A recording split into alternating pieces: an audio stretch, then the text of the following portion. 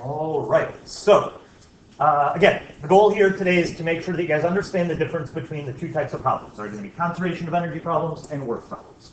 All right, so in order to do this, we got to get some definitions. So the beginning of these notes is kind of definition type.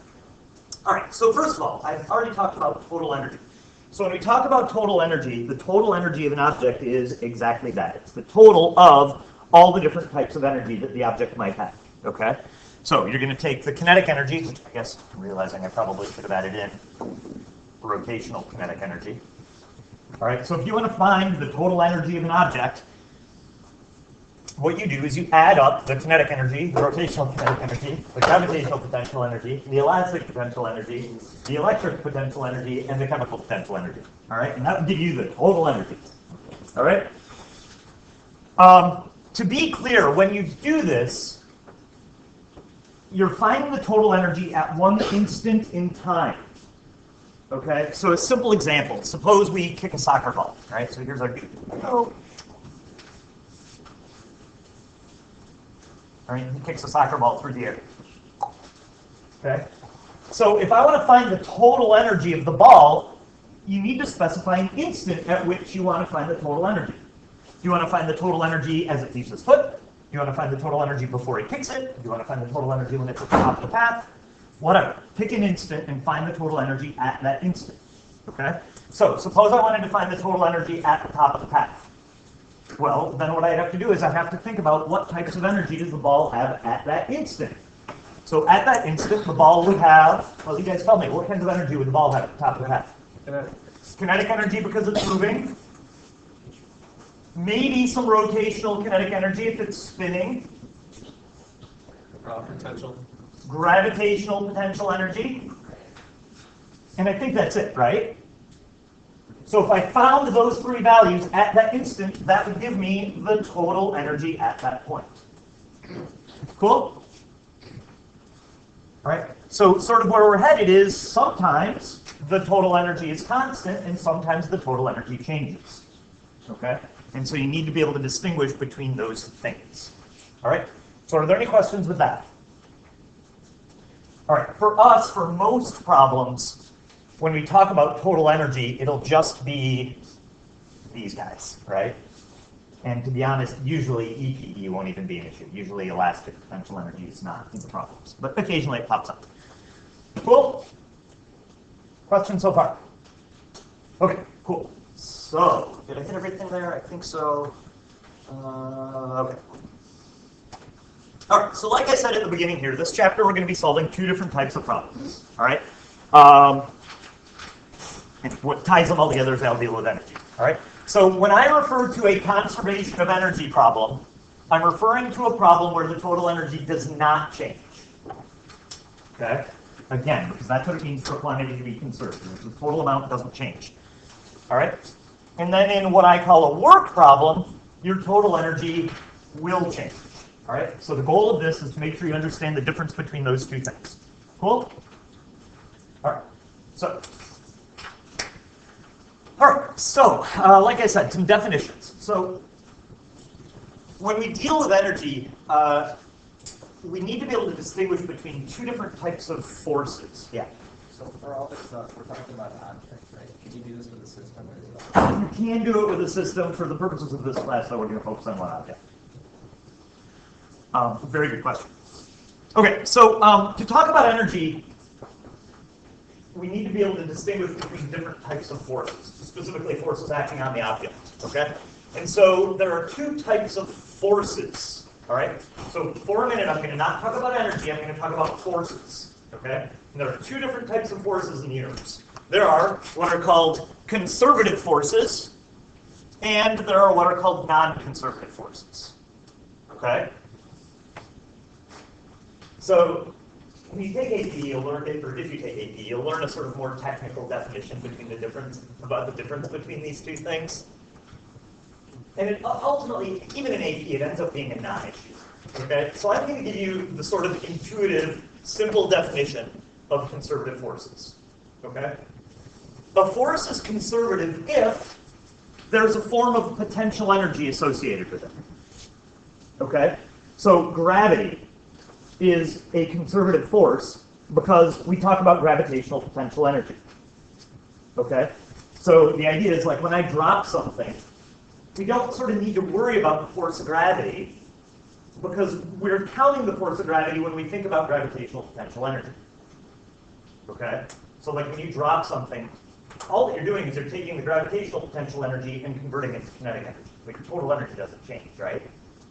So that's a conservative force because it's not causing your total energy to change. Does that make a little bit of sense? All right. Similarly, if you have a rubber band or a spring or something pushing something, that would be called a conservative force because you account for the force exerted by the rubber band or the spring by talking about elastic potential energy. So when I fire a rubber band and when I let it go, you're not gaining any energy. You're just converting the elastic potential energy to kinetic energy. Follow? All right. For the purposes of this class, the only two conservative forces I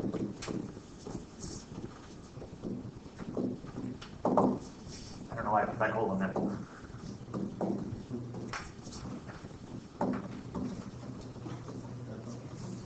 So for our class, the only two conservative forces are going to be gravity and a spring or rubber band or whatever.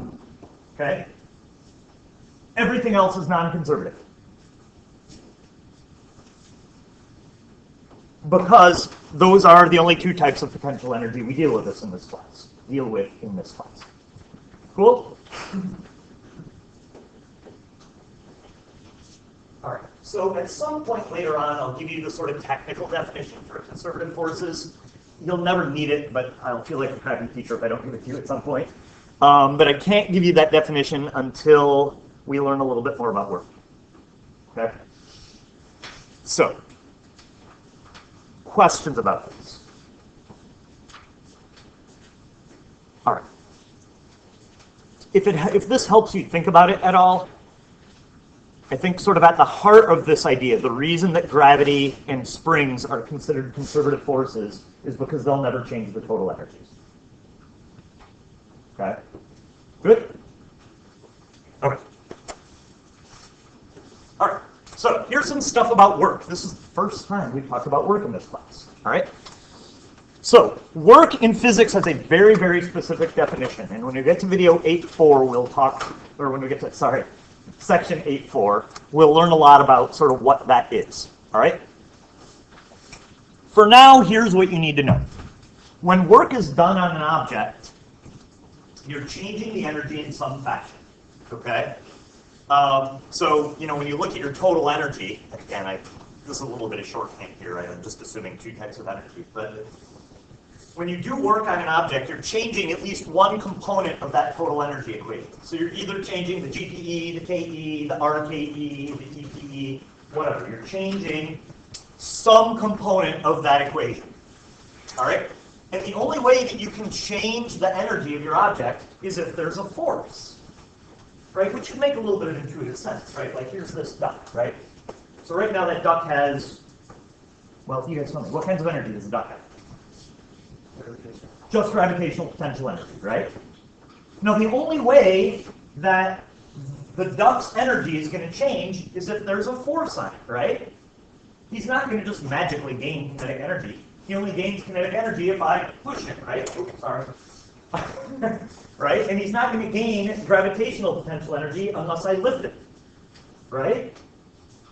Okay? The only other way he might gain kinetic energy is if I allowed him to fall off of the table, and then gravity's converting one form of energy to the other. You're not changing the total, but you're still losing GPE and gaining KE, right? Okay? So the only way that work is done is if there's a force doing the work. Okay? So, just having a force on an object, though, isn't enough for work to be done. So, all right. So right now, again, there's a duck. Are there forces acting on the duck? Yes. Yeah, there's two forces acting on him, right? What are they? Gravity, normal force, right? So there are forces, but there's no work being done. And the reason that I know there's no work being done is because the total energy isn't changing. It's like none of the energy is changing, right? Everything's constant. The GP is constant, AE is constant, right? Everything's constant. So I know no work is being done. All right? So it turns out that in order for a force to do work on an object, you got to meet a couple conditions. First of all, and arguably most importantly, the object must be moving. Okay? No matter what, if the object isn't moving, no work is being done. Because you're not changing the energy. So that means that if you spend the day holding a dumbbell over your head, you're going to be exhausted at the end of the day, but in terms of physics, you have not done any work on that dumbbell. Okay, because you haven't changed the energy at all. Follow? All right, so that's condition number one. All right, the second condition is a little bit, I don't know why I want to use the word nebulous, but it's a little bit abstract, I guess. And it'll make a little bit more sense once we actually spend time talking specifically about work. But it's this. A force will not do work if the direction of motion... Wait, I want to make sure I say this right. A force will not do work if the direction of motion is perpendicular to the... Oh, this is a typo. All right, got to fix that.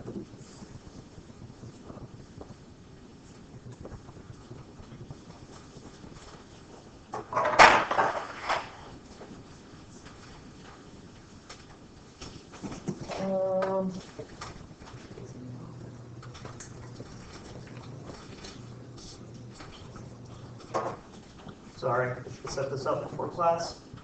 Last minute decision.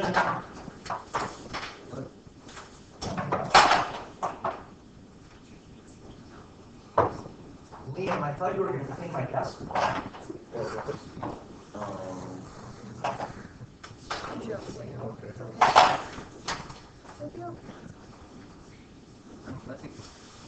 It's trying to give me an evil stare. All right, so check it out. So if I roll the cart down the hill, okay, as it goes down the hill, it's losing gravitational potential energy, right? But gaining kinetic energy, right? Everybody agree with that? Okay. So gravity here is good work. Here, we'll make a drawing. Are you ready? I'm excited. Insert blank page. All right, so here was our ramp. Here's our cart. Cart rolling down the ramp. All right, so for simplicity for a minute, let's assume that the track is frictionless. Okay? So there are two forces acting on the cart. What are they? Force of gravity. Force of gravity and normal force. Cool? Sorry? Yeah, this is to help better explain the second point. All right, everybody point for me. What is the direction of motion in this problem? Down the ramp, right? So I'm going to draw a little arrow, I don't know, here, I guess, and label it with a V to indicate direction of motion. Okay, when we talk about the direction of motion, that's what we're talking about. It's the direction that the velocity vector points in. Good? All right, now, is gravity perpendicular to the motion? No. Not quite. Okay, so in this example, gravity is actually doing a little bit of work. And it's doing work to convert the gravitational potential energy at the top to kinetic energy as it rolls down the hill. Follow? Good or no? Yeah. So the total energy is not the same, even though it's converted. And so this will start to make a little more sense as we get farther into it. Remember, gravity is conservative. So it doesn't actually change the total. Okay? And that's stated explicitly in the notes in a little bit, so bear with me for a minute. All right, so is everybody good with that? Gravity's doing work because it's not perpendicular. Good? Molly, you good? Everybody good? Why am I forgetting people's names today? Parker, are you good? Everybody good? All right, now what about normal force? Is the normal force doing work? No, because by definition, the normal force is perpendicular to the surface. Okay? So what's actually happening here, Look, is the normal force going to make the box speed up or slow down or anything? No, because the motion is this way, but the force is perpendicular to it, right? So that normal force is not going to affect the velocity down the ramp. Follow? Yeah. Air resistance. Totally. And in this example, if we considered air resistance and friction would both point up the hill, so they would be doing work, changing the energy in some fashion. Good? Questions? All right. So, to be specific about what Josh asked a minute ago, so just because, I think it says it in the notes later. All right, so in order for a force to do work, the object has to be moving, and the direction of motion can't be perpendicular to the direction of the force. So in that example, our normal force did not do work because the direction of motion was perpendicular to the normal force. Cool? Okay, like I say, very abstract. All right, next point. The work will be negative if the force is working against the motion. So a minute ago, Parker asked about air resistance. So the cart is going down the hill. Air resistance and friction go up the hill. So that's negative work. Make sense? Basically what's happening there is as the cart rolls down the hill, friction and air resistance are taking energy away from the cart, right? They're slowing it, trying to slow it down. Make sense? And as a result, you're losing energy. Okay, so here's the deal. For conservative forces, all right, if a conservative force does work, then all it's doing is either converting potential energy to kinetic or vice versa. Okay, so if I hold up this tennis ball and drop it, everybody point for me. Which way is gravity pulling? Down. Which way is it moving? Down, right? So gravity here is doing a positive amount of work, and all you're doing is converting the gravitational potential energy to kinetic energy, but not changing the total. Good? Now if I throw it up in the air while it's moving up, point for me. Which way is it moving? Up. Which way is gravity pulling? Down, so that's negative work, right? So now you're losing kinetic energy, but gaining potential. Okay, so that's what this is about. Positive work means that you're converting potential energy to kinetic. Negative means you're converting kinetic to potential. Cool? All right, now, what's going to end up happening, you guys, is the work done by conservative forces is usually going to not end up mattering. So this is a technical point, but for most problems, it's going to be a non-issue. Okay? Here's the important part. What's in red down here is the super important part.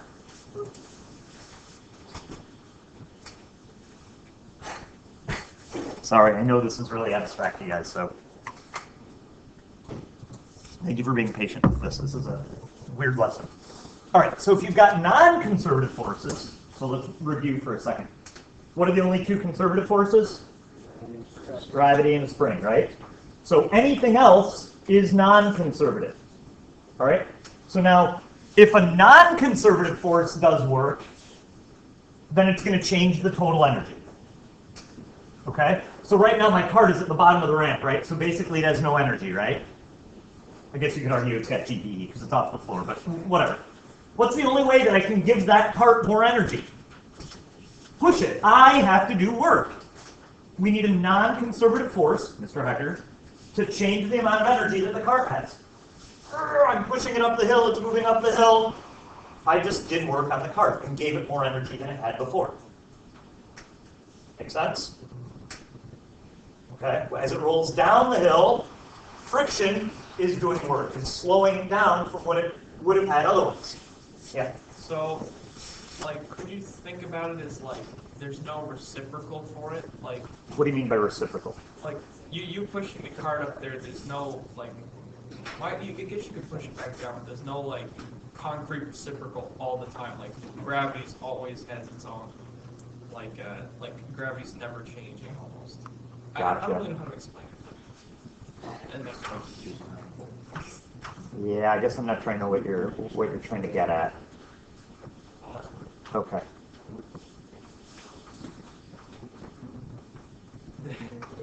when you say reciprocal, do you mean like when you roll it down the ramp, you're losing GPE but gaining KE? So the sort of the reciprocal would be you're losing one thing but gaining another form of energy. Yeah. Is that kind of what you're getting at? Yeah, I guess so. I guess so. Okay, so, and again, positive work means you're gaining total energy, right? A minute ago I pushed it up the hill and it moved up the hill, so it gained energy. Okay? Whereas if I try to stop a car, if the car's rolling this way, which way do I have to push it to stop it? Other way, right? I'd be taking away kinetic energy. Make sense? Okay. All right, so this sort of summarizes everything. All right? For the purposes of this class, a problem is going to be a work problem if your non-conservative forces are doing work. And it'll be a conservation of energy problem if your non-conservative forces don't do work. That's a mouthful. It's a lot. Like I say, this is an overview. Some of you are freaking out right now and going, there's a lot of new terms and stuff.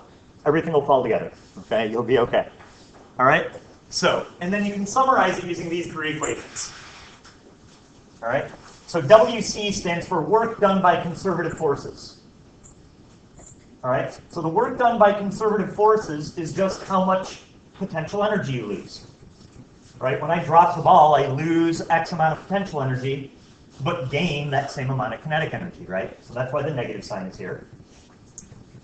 If a non-conservative force does work, it changes the total energy of the object. Okay?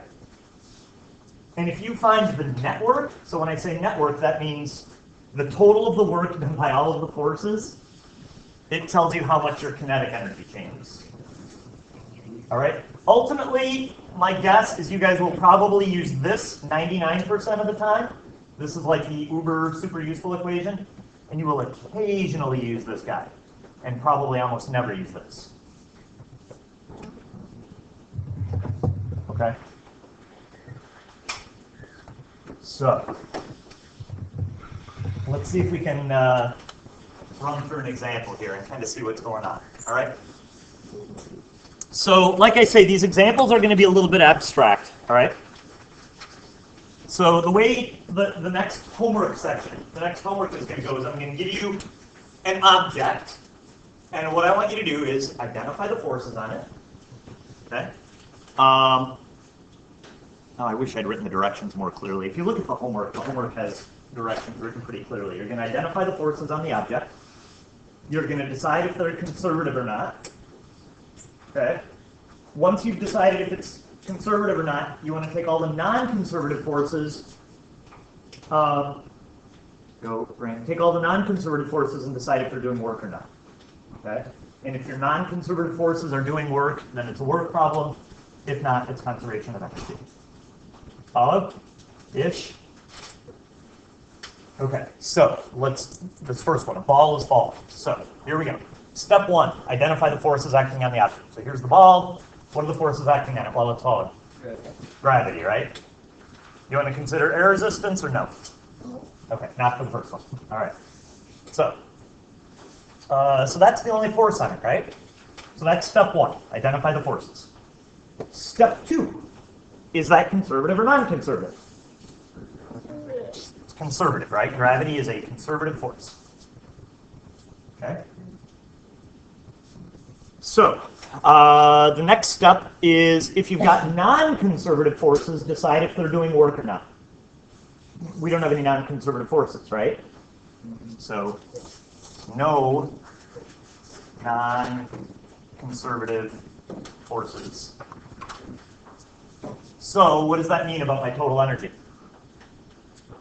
It's constant, right? The only way your total energy changes is if there are non-conservative forces doing work. So my TE is constant. Follow? All right. So as the ball falls, what's happening to the GPE? It's decreasing, right? Because as it falls, you're losing height. GPE is decreasing. But if my total is staying the same, that means that my KE must be increasing. Here you go. That's that problem. Wait, so, if there's no non-conservative forces, the T is constant. Correct. Yeah, so if you missed it, Abby just said if there are no non-conservative forces, then the TE is constant, and that is true. That is a true statement. Yeah, Adam. For something with a constant velocity, total energy, what would that be? It depends on if the object is moving up or down at all. If the velocity is constant, then your kinetic energy is constant, right? But you could theoretically lift something at a constant velocity, so it'd be gaining potential energy, so you'd be doing work in that case. Does that make sense? All right. Good, you guys? Does this first example make sense? Okay. And this is basically what you're going to be doing in your homework. All right, now, I don't know that we need to write it out, but hypothetically, if there was air resistance, which way would air resistance point? Up, right? So that's a non-conservative force, right? So would that be doing work? So to decide if air resistance would be doing work, you got to go back to this. Is the object moving? Yes. Direction of motion. So the ball's falling down, air resistance is up. Is that perpendicular? No. So in that example, air resistance would be doing work. Positive or negative? Negative, right? Because it's working against the motion. So we'd be losing total energy, which makes sense, right? It's going to make the ball hit the ground at a slower speed than it would have had if there hadn't been air resistance. Cool? Okay. Where are we at? This is taking longer than I thought it would. All right, Sally pushes a lawnmower from a position of rest. So let's draw it. Here's our lawnmower. This example will become more pertinent once we get into a little bit more. Oh.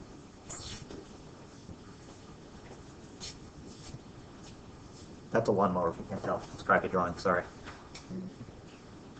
Okay, so we got to think here, what forces are acting on it? Well, there's the force of a person.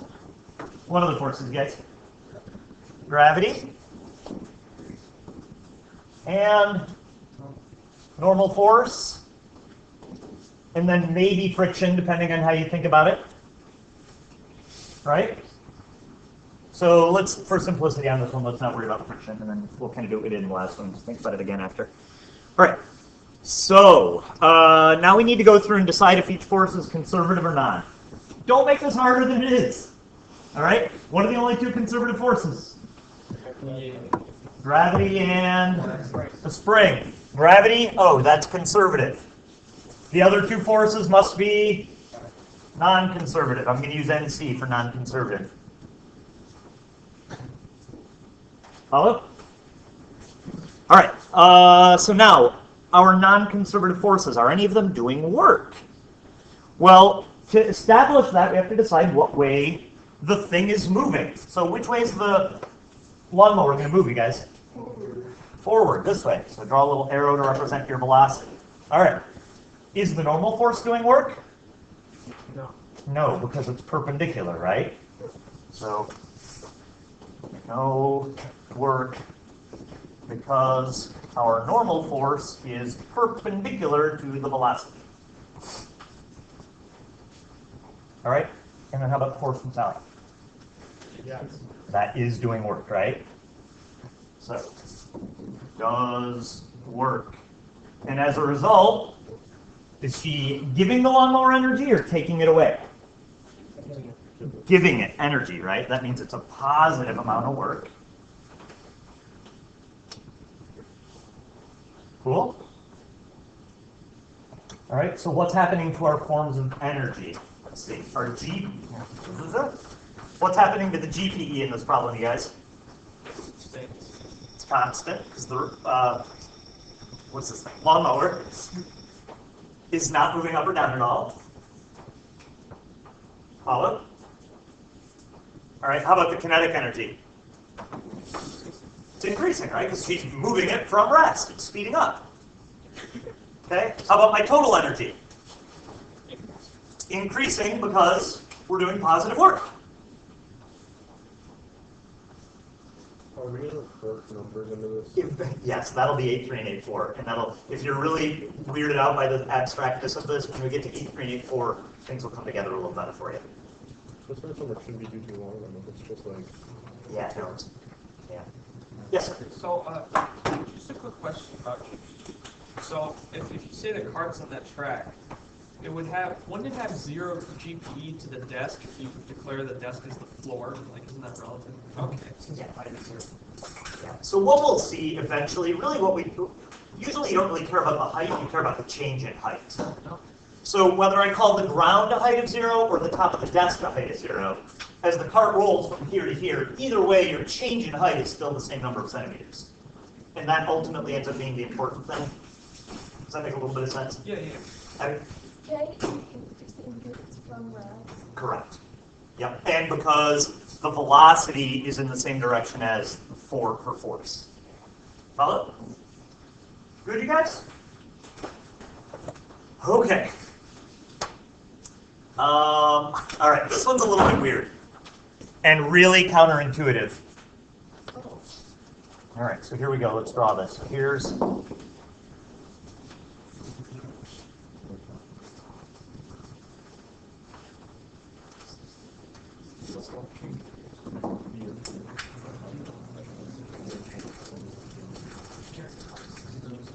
cat. All right. oh, that looks good. So we're going to keep it simple. Let's assume that he's doing this. Okay, walking at a constant velocity. All right. So let's identify the forces acting on the cat. Let's start with the obvious ones. What do you got? Gravity. Force of Carl. Force of Carl. Holding him up. Oh. What the fuck? Force Carl forward?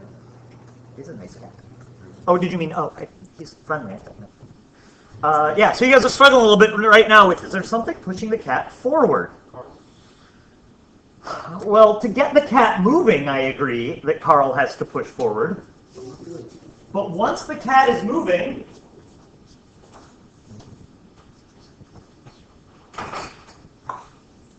mental note: clear crap off desk. Once the cat is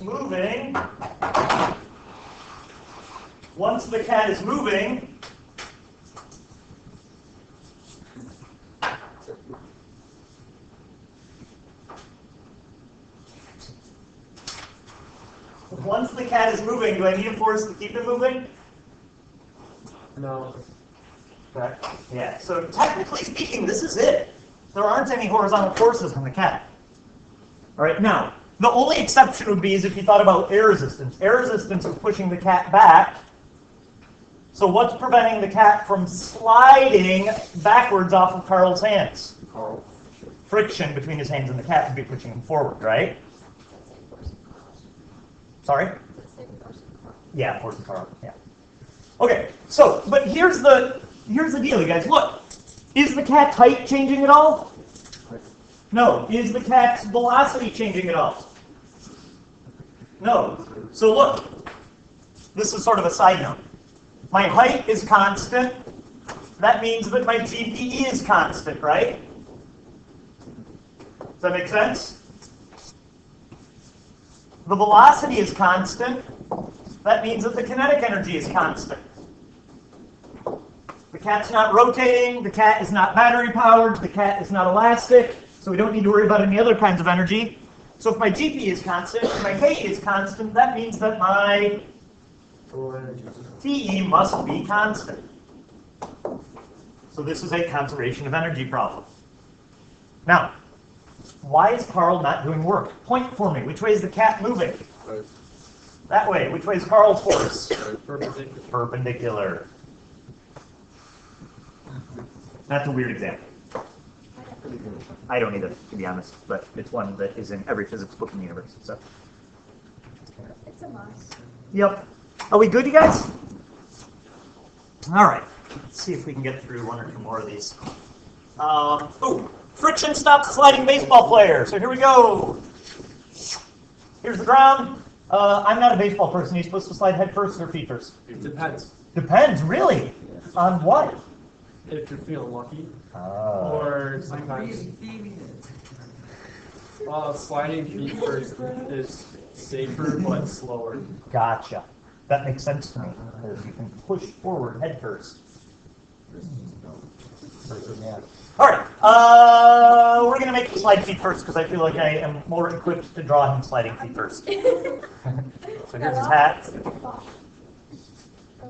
I'm hungry. Me too. Yeah, it's quite. You're like good at drawing. All right. So what forces are acting on our baseball player? What's gravity? Got it. Thank you. This one's not here today. Go. Okay, so we got some gravity. What else? Yeah, that's exactly what gravity sounds like. What else, guys? Yeah, normal force and friction. I heard. Normal force, friction. That means that our velocity must be this way. All right. Good. Is there anything pushing him forward? No. No, he's sliding, right? He's going to stop. That's the sound of stopping. Okay, so conservative or not? Gravity is conservative. The others are non-conservative. Are either of those two forces doing work? Yeah. Normal force is not doing work. Why? Perpendicular. Friction is doing work, right? Do you guys see why? He's moving this way, friction's that way. Those two things are not perpendicular, so it's doing work. Okay? So what's happening to each type of energy? Well, the GPE is constant because he's not moving up or down. Our KE is going to be decreasing because he's slowing down. I probably should have said here that this is doing negative work, which means that my total energy is decreasing, which is why he slows down.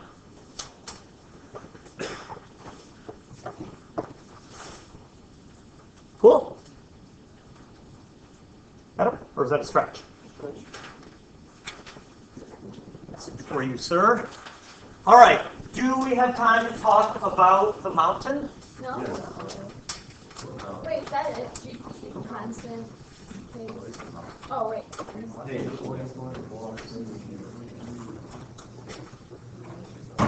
So, since there's words, the first one we did is that we know words, but it can do around. Say it again, sorry. Sure. So, if you're throwing the ball to different there will be work done. Okay, so I want to talk about number 5. I know we only got a couple minutes here.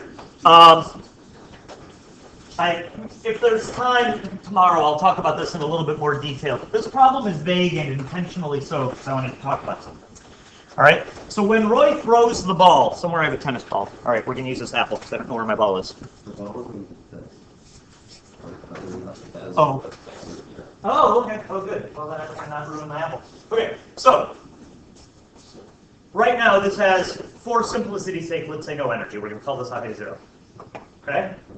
Now, when I throw it, so picture it like videotape and watching it in slow motion. From here to here, what forces are acting on the ball?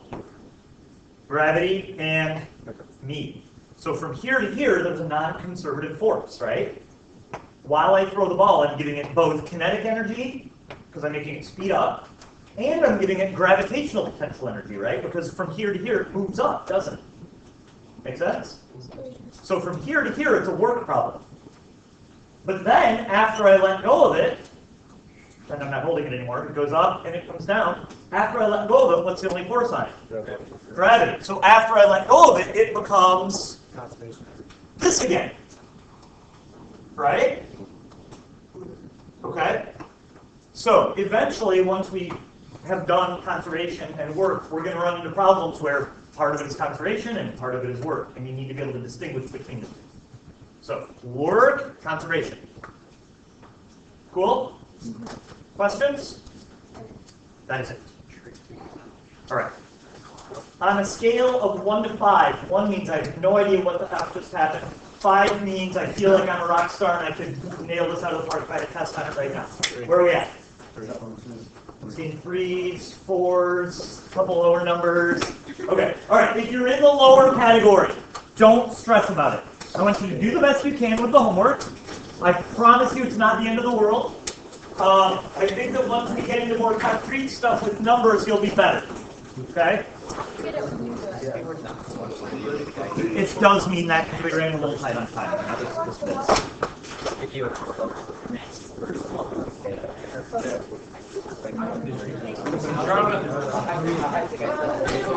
2016, I think? Yeah, so I know on John was like checking our feet.